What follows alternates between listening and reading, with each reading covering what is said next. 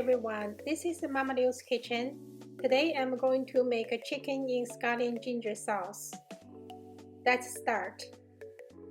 This dish is a very healthy and light and delicious dish. I hope everybody is going to enjoy it. First, we're going to make a scallion ginger sauce. We need about half cup of scallions and 2 tablespoons gingers.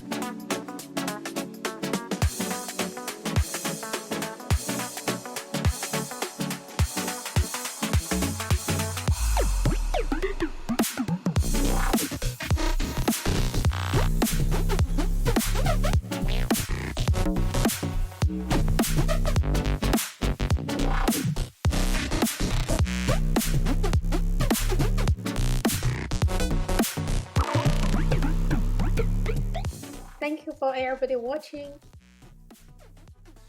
We'll see you for next time. Bye bye.